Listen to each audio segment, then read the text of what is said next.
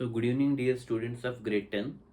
Right now in this video session we are going to discuss one sample problem on discriminant and nature of the roots of a quadratic equation. Okay, already in the previous video class session లో ఒక tabular ఫామ్లో మనం discriminant and D value ఎలా కట్టాలో చూసాం. ఆ D value less than 0, equal to 0, greater than 0 అన్నప్పుడు ఎలా ఉంటుందో చూసుకున్నాం. అలాగే నేచర్ ఆఫ్ రూట్స్ ఎలా ఉంటాయో కూడా డిస్కస్ చేసుకున్నాం. ఆ నేచర్ ఆఫ్ రూట్స్ నుంచి అసలు రూట్స్ ఒకవేళ ఉంటే ఎలా ఫైండ్ అవుట్ చేయాలో కూడా ఫార్ములా తెలుసుకుందాం. అలాగే గ్రాఫికల్ రిప్రజెంటేషన్ కూడా చూసాం. ఓకే, ఇప్పుడు దాన్ని బేస్ చేసుకుని డిస్క్రిమినెంట్ కట్టిన తర్వాత నేచర్ని మనం ఏ విధంగా ఫైండ్ అవుట్ చేస్తాం. ఇప్పుడు ప్రాక్టికల్గా ఒక సమ్ చేసి చూద్దాం అనమాట. అంటే ప్రీవియస్ వీడియో క్లాస్ అన్నది ఫార్ములా ఓరియంటెడ్, ఇప్పుడు చెప్పబోయే క్లాస్ అన్నది ప్రాక్టికల్ ఓరియంటెడ్. అంటే ఒక సమ్ చేస్తే ఒక ఎగ్జాంపుల్, అంటే ఇమాజినరీ రూట్స్ ఎప్పుడు వస్తాయి, అలాగే ఈక్వల్ రూట్స్ ఎప్పుడు వస్తాయి అన్నది ఒక ఎగ్జాంపుల్ సమ్ అనమాట. ఓకే, సో ఒకసారి మీరు క్వశ్చన్ అబ్జర్వ్ చేస్తే మీరు జాగ్రత్తగా క్వశ్చన్ అబ్జర్వ్ చేయడానికి ట్రై చేయండి. ఓకే, సో క్వశ్చన్ ఏంటి? Find the discriminant of a quadratic equation. అంటే ఇక్కడ రెండు క్వాడ్రాటిక్ ఈక్వేషన్స్ ఇచ్చాడు అనమాట. ఆ రెండు క్వాడ్రాటిక్ ఈక్వేషన్స్కి ఫస్ట్ ఏం కట్టాలి? మనము డిస్క్రిమినెంట్ కట్టాలి. ఏం కట్టాలి? డిస్క్రిమినెంట్ కట్టాలి. అంటే b² - 4ac అన్నది రెండు క్వాడ్రాటిక్ ఈక్వేషన్స్కి కట్టాలి. కట్టిన తర్వాత ఆ రెండు క్వాడ్రాటిక్ ఈక్వేషన్స్కి మళ్ళీ ఏం ఫైండ్ అవుట్ చేయాలి? నేచర్ ఆఫ్ రూట్స్ అనమాట. అంటే ఈ క్వాడ్రాటిక్ ఈక్వేషన్ యొక్క రూట్స్ యొక్క నేచర్ ఎలా ఉంది, అలాగే ఈ క్వాడ్రాటిక్ ఈక్వేషన్స్ యొక్క రూట్స్ యొక్క నేచర్ ఎలా ఉంది. అంటే రూట్స్ యొక్క నేచర్ ఫైండ్ అవుట్ చేయాలి అంటే ఫస్ట్ డిస్క్రిమినెంట్ కట్టాలని అర్థమవుతుందా లేదా? అంటే డైరెక్ట్గా మనం నేచర్ కట్టే ముందు first we need to find the discriminant. Okay, అర్థమైందా లేదా? సో అయితే ఇప్పుడు ఫస్ట్ క్వాడ్రాటిక్ ఈక్వేషన్ అంటే చూడండి, 2x² - 4x + 3 = 0. 2x² - 4x + 3 = 0. ఇందులో ఏ వాల్యూ ఎంత? ఇగో 2, అవునా కదా? బి వాల్యూ ఎంత? -4. చూసుకోండి, ఇగో బి వాల్యూ -4, సి వాల్యూ ఎంత? 3 అనమాట. అంటే ఏబిసి వచ్చాయి కదా, అంటే ఐడెంటిఫై చేయడం అర్థమైంది కదా. నెక్స్ట్ ఫస్ట్ ఇప్పుడు ఏం కట్టాలి? డిస్క్రిమినెంట్ కట్టాలి. డిస్క్రిమినెంట్ ఎలా కడతాం? ఫార్ములా b² - 4ac కడతాం. అంటే ఇప్పుడు b² అంటే -4² -4ac అంటే 4 ఇంటూ ఏ ప్లేస్లో 2 ఉంది, సి ప్లేస్లో 3 ఉంది, అవునా కదా? అంటే ఇప్పుడు -4² అంటే -4 ఇంటూ -4 +16 అయిందా లేదా? అలాగే -4 ఇంటూ 2 8, 8 3 = 24. అంటే 16 - 24 ఎంత వచ్చింది?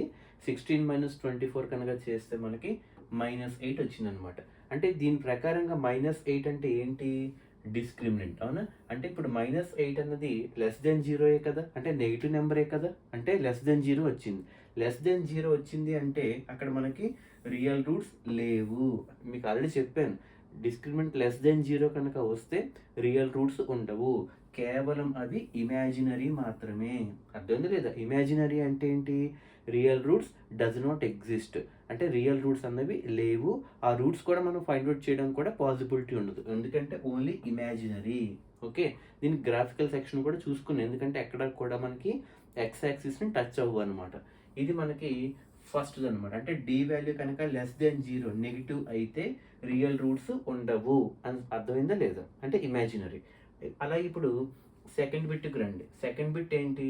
3x² - 2x + 1/3 ఫ్రాక్షన్ చూసుకోండి, +1/3. 3x² - 2x + 1/3. అలాగే ఇక్కడ ఏ వాల్యూ ఎంత? ఇగోండి 3, సరిపోయిందా లేదా? ఏ వాల్యూ వచ్చేటప్పటికి 3. బి వాల్యూ ఎంత? -2, ఇదిగో బి వాల్యూ -2.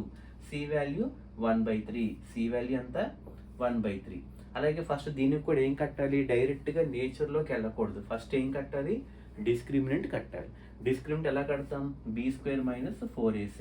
అంటే ఇప్పుడు b² అంటే b అంటే ఎంత? -2, అంటే -2² -4 ఇంటూ ఏ వాల్యూ ఎంత? 3. అలాగే సి వాల్యూ ఎంత? 1/3. అంటే అప్పుడు ఏమవుతుంది? 3 క్యాన్సిల్ చేస్తే -2² ఏమవుతుంది? -2 ఇంటూ -2 ఎంత? +4. అలాగే ఇక్కడ లెఫ్ట్ ఓవర్ ఏంటి? 3 క్యాన్సిల్ అయిపోతే 4 ఇంటూ 1 4 మిగిలిందా లేదా? అంటే 4 - 4 ఎంత?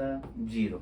అంటే ఫస్ట్ కేసులో ఏమో లెస్ దెన్ 0 వచ్చింది, సెకండ్ కేసులో ఏమో ఎగ్జాక్ట్లీ ఈక్వల్ టు 0 వచ్చింది. అర్థమైంది కదండి ఇప్పుడు డిఫరెన్స్? ఫస్ట్ కేసులో మనకి ఏమైంది, లెస్ దెన్ 0 వచ్చింది. లెస్ దెన్ 0 రావడం వల్ల మనకి రియల్ రూట్స్ అనేవి లేవు, కేవలం ఇమాజినరీ మాత్రమే.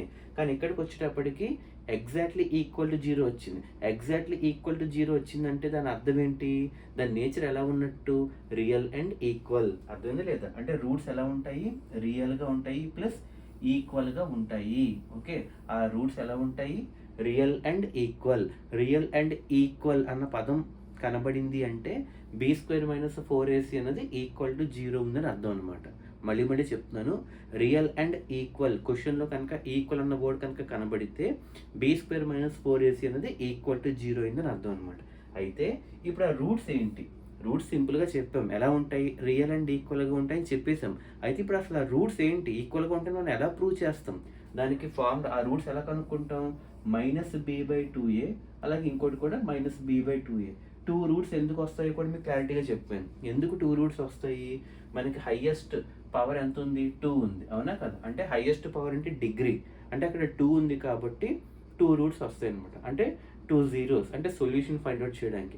ఆ 2 రూట్స్ ఏంటి, -b/2a ఒక రూటు, అలాగే ఇంకో రూట్ కూడా ఈక్వల్గా ఉండాలి కాబట్టి ఇంకోటి కూడా -b/2a అనమాట. ఇప్పుడు అప్లై చేస్తే మైనస్ b ప్లస్లో ఏంటి, ఇంకో మైనస్ ఉంది, అవునా, -2 అంటే -2. ఈ మైనస్ ఏమో ఫార్ములాలోది, ఇక్కడ మైనస్ ఏమో b వాల్యూ అనమాట. అంటే -b అంటే -2/2a. 2 ఇంటూ ఏ వాల్యూ ఎంత, 3 అనమాట. అంటే -2/2 ఇంటూ 3. సేమ్ అది కూడా -2/2 ఇంటూ 3. మైనస్ ఏమవుతుంది, ప్లస్ అవుతుంది, ఇగో +2. అలాగే ఇక్కడ కూడా మైనస్ ఏమవుతుంది, +2 అవుతుంది. 2 ఇంటూ 3 6, 2 ఇంటూ 3 6 అంటే 2/6 అంటే 1/3. ఎలా వచ్చాయి, రియల్ నెంబర్సే ప్లస్ రియల్తో పాటు ఇక ఎలా ఉన్నాయి, ఈక్వల్గా ఉంది అనమాట. అర్థమైందా లేదా? అంటే ఈ విధంగా మనం లెస్ దెన్ 0 అయినప్పుడు, ఎగ్జాక్ట్లీ ఈక్వల్ టు 0 అయినప్పుడు డిస్క్రిమినెంట్ కట్టి నేచర్ ఈ విధంగా ఫైండ్ అవుట్ చేస్తాం అనమాట. Okay, so good evening, have a nice day.